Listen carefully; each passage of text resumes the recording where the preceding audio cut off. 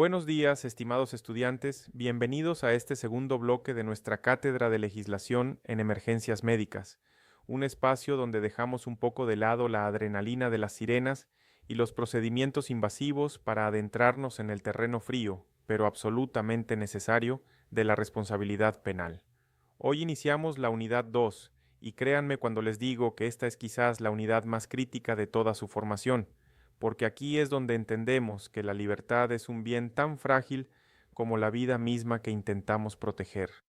Vamos a hablar del homicidio culposo, tipificado en el artículo 144 del Código Orgánico Integral Penal, pero no quiero que memoricen el artículo como loros, quiero que lo entiendan desde las entrañas del sistema jurídico ecuatoriano. La formación académica del tecnólogo en emergencias médicas en la República del Ecuador atraviesa una transformación histórica, pues tradicionalmente esta profesión estaba centrada casi exclusivamente en la destreza clínica y la respuesta operativa, en el saber hacer un vendaje o colocar una vía.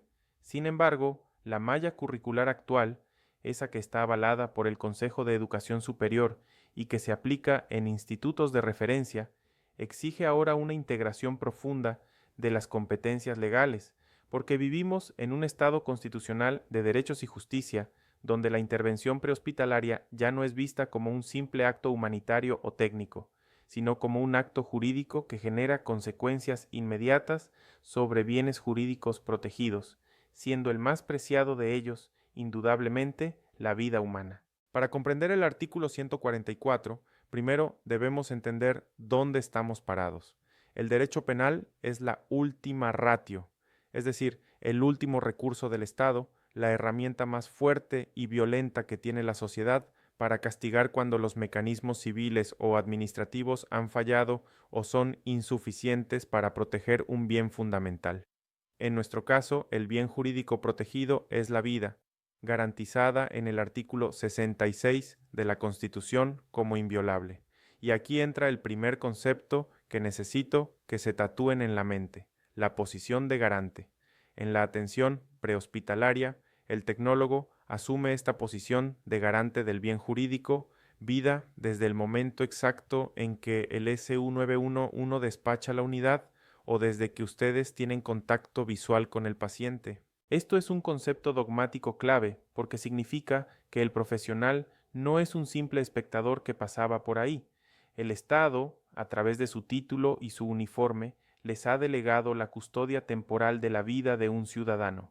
Si ese ciudadano muere bajo su custodia, la presunción inicial del sistema es que hubo un fracaso en esa garantía que debe ser investigado. Ahora adentrémonos en el artículo 144 del QEIP. El texto legal es breve. Dice textualmente: la persona que por culpa mate a otra será sancionada con pena privativa de libertad de 3 a 5 años. Parece sencillo, pero desglosemos esto analíticamente. Fíjense que el sujeto activo dice la persona, no dice el médico ni el paramédico. Esto significa que este artículo es aplicable a cualquier miembro de la tripulación de la ambulancia, desde el tecnólogo líder del equipo, pasando por el conductor profesional, hasta el asistente o voluntario que esté ayudando. El verbo rector es matar, lo que implica que debe existir un nexo causal directo entre lo que ustedes hicieron o dejaron de hacer y el cese de las funciones vitales del paciente. Y el elemento subjetivo es por culpa. Aquí es donde nos separamos de los asesinos. El paramédico no sale a la calle con la intención, con el dolo, de matar a nadie. Su voluntad está dirigida a salvar, o en el peor de los casos es indiferente, pero su actuar resulta defectuoso. Es fundamental que distingan este artículo 144 del artículo 146, que habla de la mala práctica profesional. Muchos estudiantes se confunden y piensan que siempre serán juzgados por mala práctica, pero no siempre es así. El artículo 144 es un tipo penal genérico, mientras que el 146 es específico para profesionales en ejercicio de sus funciones. Ustedes se preguntarán, ¿por qué un fiscal me acusaría de homicidio culposo genérico y no de mala práctica? La respuesta suele estar en la naturaleza del error. Si un tecnólogo comete un error grosero, algo que no requiere pericia técnica avanzada para ser identificado como una falla, como por ejemplo dejar caer al paciente de la camilla porque no aseguraron las correas y el paciente se golpea la cabeza y muere, la Fiscalía puede optar por imputar el artículo 144. También aplica en accidentes de tránsito de la ambulancia donde muere el paciente. En cambio, el artículo 146 se reserva para errores del ex artis, como fallas en la medicación o diagnósticos erróneos. Paradójicamente, el artículo 146 en su tipo básico tiene una pena de 1 a 3 años, mientras que el homicidio culposo del 144 tiene una pena de 3 a 5 años. Esto es porque la ley entiende que la medicina es riesgosa, pero si el error es tan burdo que cae en lo genérico, o si la conducta es innecesaria, peligrosa e ilegítima, la pena se dispara. Para que ustedes sean responsables penalmente, el sistema ecuatoriano utiliza la teoría de la imputación objetiva. Esto actúa como un filtro a su favor. No basta con que el paciente muera en su ambulancia. Para que sean culpables, ustedes deben haber creado un riesgo jurídicamente desaprobado. Les pongo un ejemplo. Si ustedes conducen la ambulancia a exceso de velocidad sin sirena y sin necesidad, están creando un riesgo desaprobado. Si conducen cumpliendo la ley y el paciente muere por la gravedad de sus heridas, ustedes actuaron dentro del riesgo permitido y no hay imputación objetiva, porque el riesgo de muerte era inherente a la patología del paciente o al accidente que sufrió antes de que ustedes llegaran. El núcleo de todo esto, y lo que define si van a la cárcel o a su casa, es la infracción del deber objetivo de cuidado. Este deber no es un concepto abstracto filosófico. En su profesión se materializa en los protocolos del Ministerio de Salud Pública, en los manuales operativos como el PHTLS o el ACLS y en la ciencia médica vigente. El artículo 27 del COIP define la culpa indicando que actúa con culpa quien infringe este deber objetivo de cuidado que personalmente le corresponde, produciendo un resultado dañoso. Noten la frase personalmente le corresponde. Esto individualiza la responsabilidad. En una ambulancia, el conductor tiene el deber de cuidado sobre el vehículo y la ruta. El paramédico tiene el deber sobre la vía aérea y los medicamentos. Si el paciente muere por un choque, es culpa del conductor. Si muere por una mala intubación, es culpa del paramédico. No existe una culpa grupal difusa. Cada uno responde por su parcela de deber. Quiero que visualicen el entorno en el que trabajan. A diferencia del entorno hospitalario, donde hay luces perfectas, pisos planos y un jefe de guardia a quien consultar, el entorno prehospitalario es dinámico, hostil y a menudo impredecible.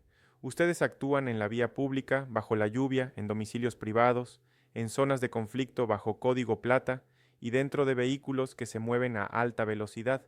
Pero, y esto es crucial, estas variables no los eximen de responsabilidad. Un juez no va a decir, pobrecito, estaba lloviendo, por eso le perdonamos que no haya entubado bien. Al contrario, estas condiciones exigen un estándar de diligencia adaptado a la lex artis ad hoc. Ustedes están entrenados para trabajar en el caos y la ley espera que apliquen ese entrenamiento. El artículo 144 es, muchas veces, el puerto de llegada de una cadena de errores y omisiones que iniciaron mucho antes del desenlace fatal. Pensemos en la pena, de 3 a 5 años de prisión. En Ecuador, las penas superiores a 1 año suelen implicar privación de libertad real, cárcel efectiva.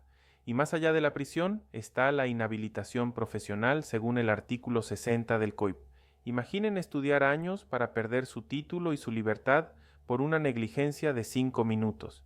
La jurisprudencia ecuatoriana ha evolucionado desde una visión causalista antigua, que decía, si lo tocaste y murió, eres culpable, hacia esta visión funcionalista que les explico hoy, basada en si infringieron o no el deber de cuidado. Por eso, su mejor defensa no es decir yo quería salvarlo, sino demostrar yo seguí el protocolo. La responsabilidad civil derivada de la infracción penal y el concepto jurídico de la pérdida de oportunidad. Hemos hablado del artículo 144 y de la pena de prisión de 3 a 5 años, Pero, ¿qué pasa con la familia que se queda sin padre, sin madre o sin hijo por culpa de su error? El sistema penal ecuatoriano no solo busca castigarlos con el encierro, busca la reparación integral de la víctima. Esto significa que si un juez determina que ustedes cometieron un homicidio culposo, automáticamente se abre la puerta para una indemnización económica que puede ser millonaria. En el Ecuador, el Código Civil, en su artículo 2229, establece la obligación de reparar el daño causado por negligencia, impericia o imprudencia. Imaginen tener que trabajar el resto de sus vidas no para ustedes, sino para pagar una indemnización a la familia del paciente que falleció porque ustedes no aseguraron la vía aérea. Aquí entra un concepto fascinante y peligroso llamado pérdida de oportunidad o pérdida de chance. Quiero que entiendan esto bien. Muchas veces la defensa del paramédico intenta decir, el paciente ya estaba grave, se iba a morir de todos modos por el accidente. Pero la fiscalía y los jueces modernos utilizan la teoría de la imputación objetiva para decir, quizás iba a morir, sí, pero su actuación negligente le quitó el 10% o el 20% de probabilidad de sobrevivir que tenía. Ustedes no son responsables de la herida original del trauma, pero son responsables de haberle robado a ese ser humano su última oportunidad de luchar por su vida. Si ustedes demoran en la escena innecesariamente, lo que llamamos quedarse en stay and play, en lugar de cargar y llevar en un paciente quirúrgico, están consumiendo esa oportunidad. Jurídicamente, le están robando tiempo de vida y eso configura la culpa. También quiero ampliar el concepto de la posición de garante en relación con la transferencia de la responsabilidad. Muchos estudiantes creen que su responsabilidad termina cuando cruzan la puerta del hospital. Error. Su posición de garante termina únicamente cuando hacen la transferencia formal del cuidado, el handoff, a otro profesional de igual o mayor jerarquía que recibe al paciente. Si ustedes dejan al paciente en una camilla de pasillo sin reportar las novedades a un médico o enfermera y se van, y el paciente se descompensa en ese limbo, ustedes siguen siendo los garantes. Eso se llama abandono. El juez va a preguntar, ¿a quién le entregó la custodia de la vida? Si la respuesta es a nadie, lo dejé ahí porque tenía otra emergencia, prepárense para una condena segura por homicidio culposo por omisión. Finalmente, consideren la interacción con la dirección médica. A veces ustedes están en la ambulancia y reciben una orden por radio del médico regulador que les parece incorrecta. Si ustedes ejecutan esa orden ciegamente y el paciente muere, no pueden lavarse las manos diciendo yo solo seguía órdenes. El COIP y la ética profesional les exigen un criterio propio. Si la orden es manifiestamente peligrosa o letal, como una dosis absurda de un medicamento, su deber como garantes es cuestionarla y proteger al paciente. Si no lo hacen, existe lo que llamamos concurrencia de culpas. El médico va preso por dar la orden y ustedes van presos por ejecutarla sin aplicar su juicio crítico profesional.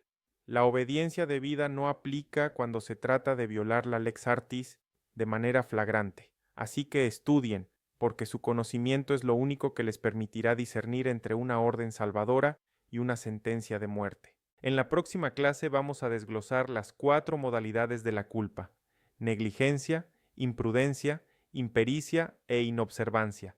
Y veremos casos prácticos de intubaciones fallidas y errores de medicación. Pero por ahora, quiero que se queden con esta reflexión.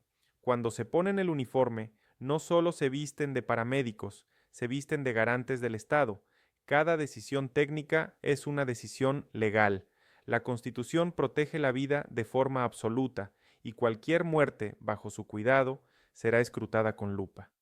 No vean al COIP como un enemigo, véanlo como el marco que delimita su cancha de juego.